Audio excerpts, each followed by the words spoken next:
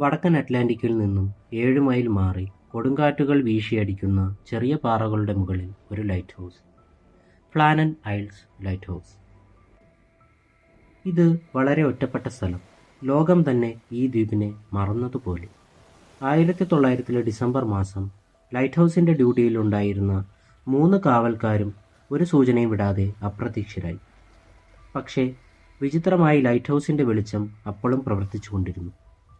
അവിടെ ആരുമില്ലെങ്കിലും വെളിച്ചം മങ്ങാതെ തിരമാലകളിൽ വീണുകൊണ്ടേയിരുന്നു.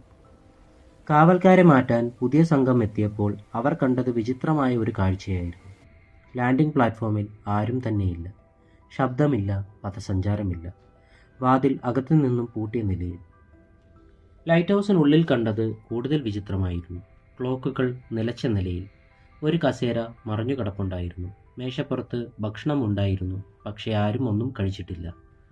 കിടക്കകൾ ശരിയായി മടക്കി വെച്ചിരുന്നു. ബൂട്ടുകൾ വരണ്ട നിലയിൽ. 3 കോട്ടുകളിൽ 2 കോട്ട് അകത്തു തന്നെ ഉണ്ടായിരുന്നു. ഇത് അവരെ കൂടുതൽ ചിന്താക്കുഴപ്പത്തിലാക്കി. കാരണം കോട്ട് ധരിക്കാതെ ആരും പുറത്തേക്ക് പോകാറുണ്ടായിരുന്നില്ല.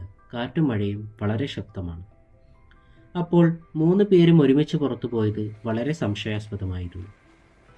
ലോഗ് ബുക്കിലും ചില വിചിത്രമായ കുറിപ്പുകൾ ഉണ്ടായിരുന്നു. അതിൽ ദ്വീപിൽ കൊടുങ്കാറ്റടിക്കുന്നു എന്ന് എഴുതിയിട്ടുണ്ടായിരുന്നു. പക്ഷേ ആ ദിവസങ്ങളിൽ ഒരു കൊടുങ്കാറ്റും ഉണ്ടായിട്ടില്ല. അതിലെ അവസാന വരി ഇങ്ങനെയായിരുന്നു: storm ended, sea calm, God is over all. അതിനുശേഷം ഒന്നും എഴുതിയിട്ടില്ല. ലൈറ്റ് ഹൗസിന് പടിഞ്ഞാറുള്ള പാറക്കരയിൽ നിന്നും അന്വേഷകർ കൂടുതൽ അടയാളങ്ങൾ കണ്ടെത്തി. ഒരു മരപ്പെട്ടി തകർന്നിരുന്നു. കയറുകൾ പൊട്ടിയിരുന്നു. ഇരുമ്പ് പാളികൾ വളഞ്ഞുകിടന്നു. സാധാരണ തിരമാലകൾക്ക് ഇതിനെ വളയ്ക്കാൻ സാധ്യമല്ല. ചിലർ വിശ്വസിക്കുന്നത് ഒരു വലിയ തിരമാല ഒരാളെ കടലിലേക്ക് വലിച്ചേക്കാം. മറ്റുള്ളവർ അയാളെ രക്ഷിക്കാൻ പോയപ്പോൾ അവരെയും തിരമാല കൊണ്ടുപോയിരിക്കും. പക്ഷേ ഈ സിദ്ധാന്തം എല്ലായിടത്തും പൊരുത്തപ്പെടുന്നില്ല. കാരണം 2 കോട്ടുകൾ അകത്തു കിടപ്പുണ്ട്. വാതിൽ അകത്തു നിന്നും പൂട്ടിയിരിക്കുകയായിരുന്നു. കുറേ നാളുകൾ കടൽ ശാന്തമായിരുന്നിട്ടും മൃതദേഹങ്ങൾ ഒന്നും തന്നെ കണ്ടെത്താനായില്ല. ചിലർ പറയുന്നു ഏകാന്തതയും ഭയവും ചേർന്ന് അവർ മാനസികമായി തകർന്നിരുന്നുവെന്ന്. പക്ഷേ മറ്റു ചിലർ പറയുന്നു ഇതെല്ലാം അതിലും വിചിത്രമായ എന്തോ ഒന്നിൻ്റെ ഫലമായിരിക്കാം. അവർ എഴുതിയ ഉണ്ടായിട്ടില്ലാത്ത കൊടുങ്കാറ്റ് അതിൻ്റെ ഒരു സൂചനയായിരിക്കാം. 1 നൂറ്റാണ്ടിലധികമായി 3 കാവൽക്കാരുടെയും ഒരു സൂചന പോലും ലഭിച്ചിട്ടില്ല.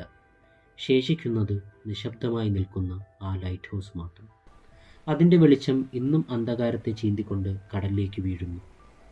ചിലപ്പോഴെങ്കിലും അത് നമ്മളെ ഓർമ്മിപ്പിക്കുന്നു. വെളിച്ചം ചിലപ്പോൾ അതിൻ്റെ കാവൽക്കാരെക്കാൾ ദൈർഘ്യത്തിൽ നിലകൊള്ളും.